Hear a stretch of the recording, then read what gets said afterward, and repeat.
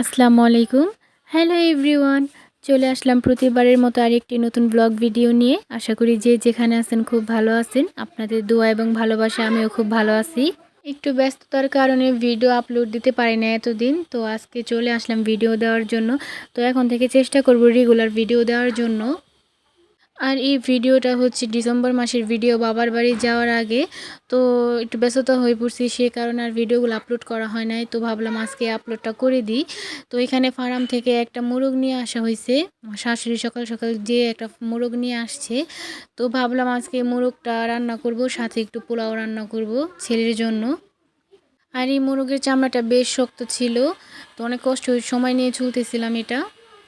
কিছুদিন আগে ইউটিউবে একটা ভিডিও আপলোড করছিলাম, তো হয়তো কোথাও ভুল হয়েছিল ওটার মধ্যে। তো যে কারণে ইউটিউব থেকে ওইটা রিমুভ করে দিচ্ছে, পরে আমিও ডিলিট করে দিছি এটা এখান থেকে। যেহেতু ইউটিউব ডিলিট করে দিচ্ছে ওইটা তো আর কেউ দেখতেও পারবে না, আর ওটা কারোর কাছে পৌঁছাবেও না, যে কারণে এখান থেকে আমিও ডিলিট করে দিছি।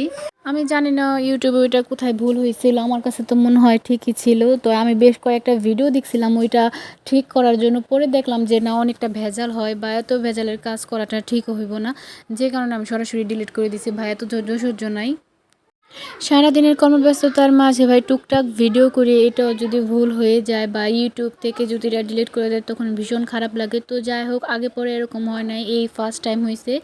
তো চেষ্টা করবো এখন থেকে আর একটু সাবধানতার সাথে ভিডিও দেওয়ার জন্য। অনেকের কাছে কমেন্ট পাইছিলাম যে এটা নাকি ইউটিউব মাঝে মাঝে ভুলবশত এরকম করে ফেলে, তো এটাকে নাকি ঠিক করা যায়। তো যেটা প্রথমে বলছিলাম যে অনেক ভেজাল হয় এটা ঠিক করতে গেলে, এই কারণে আর এটা ঠিক করি নাই, আম্মু কেটে দিছি। আর এই তো কথা বলতে বলতে এখানে আমি মোরগের মাংসটা বানিয়ে নিতেছিলাম। আর আজকের মোরগটা প্রচুর পরিমাণে তেল হয়েছিল। আর এখানে আমি পা দুটাও দিয়ে দিব ছিলে লাস্টে, যে কারণে পা দুটো এখানে নিয়ে নিলাম। আমার কাছে তো মুরগির পা অনেক ভালো লাগে খেতে। আপনাদের কার কাছে কেমন লাগে অবশ্যই কমেন্ট করে জানাবেন। তো এই তো আমার আজকের মোরগটা। আর এটা আমি 2 দিন করব, একদিনে রান্না করব না। আর এখানে আমি মুরগি কাটার পর আমি আমার মেয়েকে গোসল করাতে নিয়ে চলে আসলাম, কারণ শীতের দিন যেহেতু, তার জন্য বাচ্চাদের আগে গোসলটা করিয়ে দিব। আর বাচ্চাকে গোসল করানো হয়ে গেলে তারপর আমি যাব রান্নার কাজে। এই যে দেখেন, আমার মেয়েরা তো ভীষণ খুশি গোসল করতে আসলে, সবাই মাশাআল্লাহ বলবেন। ওর কাছে ঠান্ডা বলতে কিছু বুঝে না, ও পানি দেখলেই গোসল করতে চায়। তো যাই হোক, এখানে দেখতেছিলাম আমার ছেলে আমার মেয়েকে ঘুম পাড়াচ্ছে বসে বসে, আর আমার মেয়েও ঘুমাই গেছে। তো এখানে মেয়েকে খাওয়ানো হয়েছে, যে কারণে মেয়েটা তাড়াতাড়ি ঘুমাই গেছে। আর ওদেরকে এখানে রেখে এখন আমি চলে যাব রান্নার কাজে।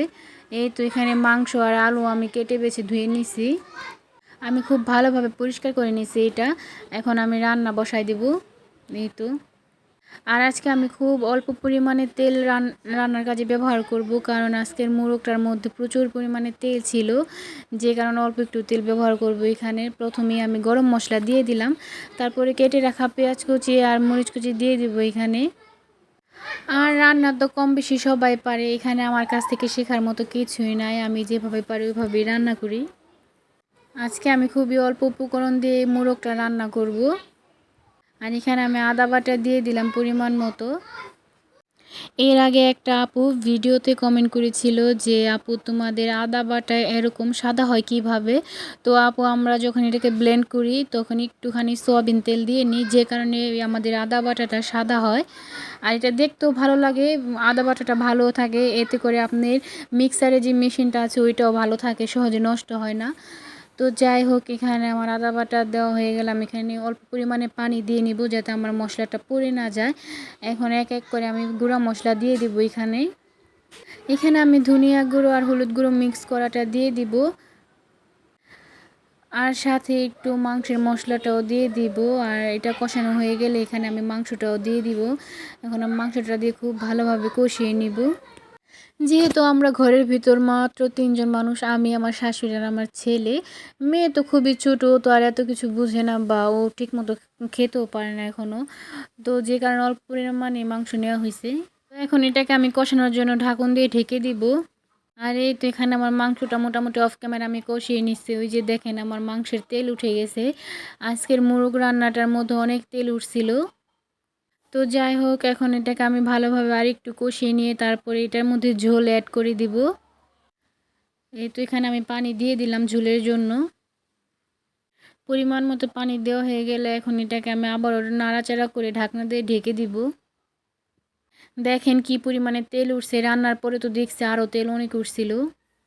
আর আমি আজকে অনেক দিন পরে যেহেতু ভয়েস দিতেছি, তো কথা বলতে একটু সমস্যা হইতেছিল। আপনারা অবশ্যই ভয়েসটা ইগনোর করবেন।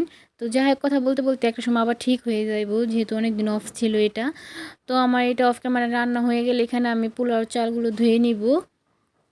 আর আমি যখন ভয়েসটা দিতেছিলাম তখন আশেপাশে বাচ্চারা খেলতেছিল ঘরের মধ্যে, তো যে কারণে ওদের একটু চিল্লাচিল্লির সাউন্ড আসতেছিল। আর সব বাচ্চারা যখন একসাথে হয় তখন ওদেরকে বলেও থামানো যায় না। তো যাই হোক, ওরা ওদের মতো খেলতেছিল। আর এখানে আমি আজকে পোলাও রান্নাটা একটু অল্প করে আপনাদের সাথে শেয়ার করব। পোলাও কম বেশি সবাই রান্না করতে পারে, তবে আমি আজকে একেবারেই সহজ নিয়মে রান্না করব পোলাও। আর পোলাওর মধ্যে অনেকেই ঘি ব্যবহার করে, আমিও করি। তো আজকে ঘি ছিল না, তো এর জন্য আমি সাদা তেল দিয়ে রান্না করব। তো এখানে অল্প পরিমাণে সাদা তেল দিয়ে নিছি। এরপর আমি পরিমাণ মতো একটু গরম মশলা দিয়ে দিব। আর আমার তেলটা গরম হয়ে আসলে এখানে আমি পরিমাণ মতো লবণ আর আদা বাটাটাও দিয়ে দিব। আর এটাকে আমি এখন খুব ভালোভাবে কষিয়ে নিব, যাতে কাঁচা আদার গন্ধটা না আসে। আর এটাকে এখন আমি খুব ভালোভাবে তেলের মধ্যে কষিয়ে নিব, নিচে যাতে লেগে না যায় তাই অনবরত নাড়তে থাকবো। আর এখন এটার মধ্যে আমি ধুয়ে রাখা চাল দিয়ে দিব। আর আমি পাশে একটা স্ট্রেনারে পানি ঝরার জন্য চালগুলোকে রেখে দিছি। তো এখন আমার এটা ভাজা ভাজা হয়ে গেছে। আমি এখন চালগুলো সুন্দর মতো দিয়ে দিতেছি। আর এই তো চাল দেওয়ার পর আমি চালটাকে একটু ভালোভাবে কষিয়ে নেব তেলের সাথে। এটা খেতে মজা হয়। অনেকেই করে এটার মধ্যে পেঁয়াজের দিয়ে বাগার দেয়, তো ওটা দিলেও ভালোই লাগে। আমি আজকে পেঁয়াজ ছাড়াই দিয়ে দিলাম। আর এই পোলাও রান্নাটা হচ্ছে একেবারেই সহজ নিয়ম। এটা আমার তো মনে হয় বাচ্চারাও পারবে চেষ্টা করলে। আর এটার মধ্যে যখন আমি পানি দিব, সাথে যদি একটু লিকুইড দুধ ইউজ করতাম তো ওইটাও খেতে আরও বেশি ভালো লাগতো। আর এটা কষাতে কষাতে আমি অফ ক্যামেরায় পানি গরম বসাই দিছি।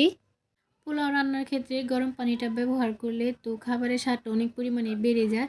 এটা যে কোনো খাবারই হোক, আপনি মাংস রান্না বলেন বা মাছ তরকারি রান্না বলেন, এতে যদি গরম পানিটা ব্যবহার করেন তরকারির স্বাদটাও দ্বিগুণ পরিমাণে বেড়ে যাবে।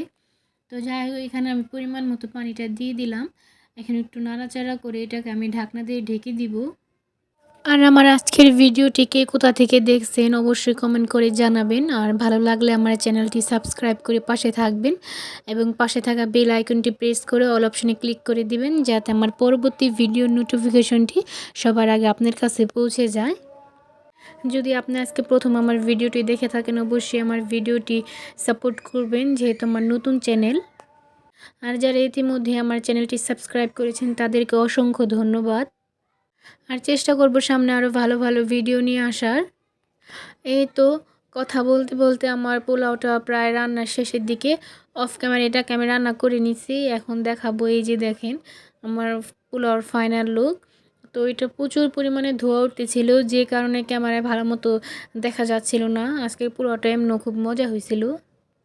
আর বাচ্চাদের সামনে যদি পোলাও মাংস রাখা হয় বাচ্চারা তো খুব খুশি হয়ে যায়। প্রতিদিন নিয়মিত এক খাবারের চেয়ে একটু ভিন্ন রকমের খাবার দেখলে বাচ্চারা আসলে খুব খুশি হয়। এই যে দেখেন আমার আজকের মাংসর তরকারিতে কী পরিমাণে তেল উঠছে। তো যাই হোক, এখানে এখন আমি সবার আগে আমার ছেলেকে খেতে দিয়ে দিব। তো ছেলেকে খাবার দেওয়া হয়ে গেলে এখানে আমি আর আমার শাশুড়ি মাও খেতে বসে পড়বো। আর আমার আজকের ছোট্ট মিনি ব্লগটি এই পর্যন্তই। সবাই ভালো থাকবেন, সুস্থ থাকবেন। আল্লাহ হাফেজ।